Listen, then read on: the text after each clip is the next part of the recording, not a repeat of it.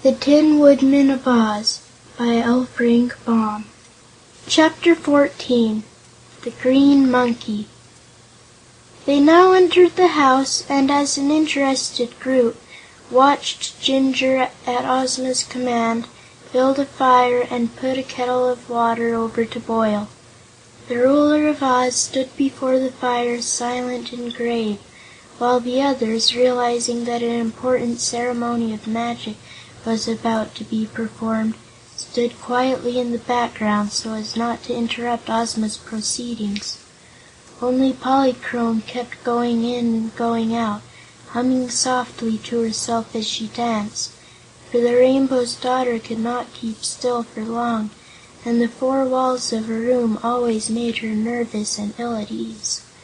She moved so noiselessly, however, that her movements were like the shifting sunbeams and did not annoy anyone.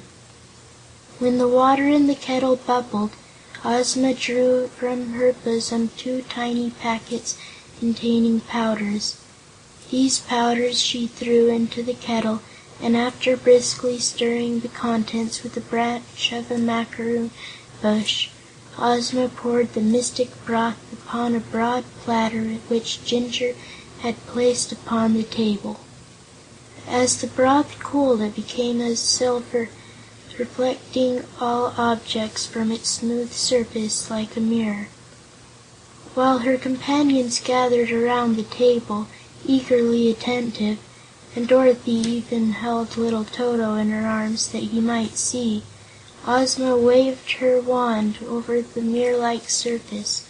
At once it reflected the interior of Yoop Castle, and in the big hall sat Mrs. Yoop, in her best embroidered silken robes, engaged in weaving a new lace apron to replace the old one she had lost. The Giantess seemed rather uneasy, as if she had a faint idea that someone was spying upon her, for she kept looking behind her and this way and that, as though expecting danger from an unknown source. Perhaps some Yookoohoo instinct warned her. Woot saw that she had escaped from her room by some of the magical means at her disposal, after her prisoners had escaped her.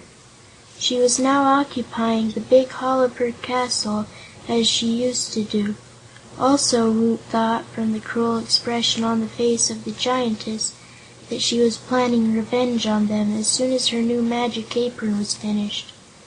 But Ozma was now making passes over the platter with her silver wand, and presently the form of the Giantess began to shrink in size and to change its shape.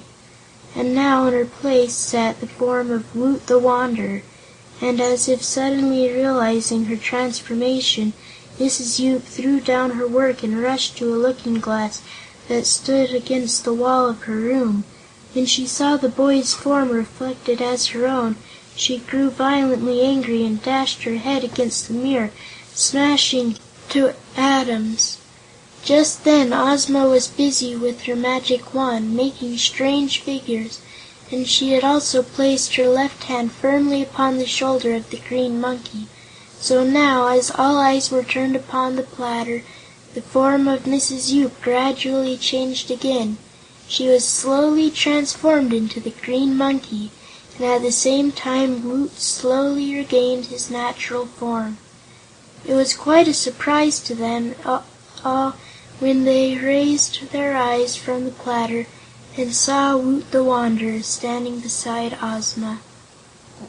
And when they glanced at the platter again, it reflected nothing more than the walls of the room in Jinjur's house in which they stood. The magic ceremonial was ended, and Ozma of Oz had triumphed over the wicked Giantess. "What will become of her, I wonder?" said Dorothy as she drew a long breath. "She will always remain a Green Monkey," replied Ozma, "and in that form she will be unable to perform any magical arts whatsoever. She need not be unhappy, however, and as she lives all alone in her castle, she probably won't mind the transformation very much after she gets used to it." "Anyway, it serves her right," declared Dorothy, and all agreed with her. "But," said the kind-hearted Tin Woodman, "I'm afraid the Green Monkey will starve, for Mrs. Yoop used to get her food by magic, and now that magic is taken away from her, what can she eat?" "Why, she'll do what other monkeys do," returned the Scarecrow. "Even in the form of a Green Monkey, she's a very clever person, and I'm sure her wits will show her how to get plenty to eat." "Don't worry about her," advised Dorothy. "She didn't worry about you, and her condition is no worse than the condition she imposed upon poor Woot. She can't starve to death in the Land of Oz, that's certain, and if she gets hungry at times it's no more than the wicked thing deserves. Let's forget Mrs. Yoop, for in spite of her being a yookoohoo, our fairy friends have broken all of her transformations." End of chapter 14.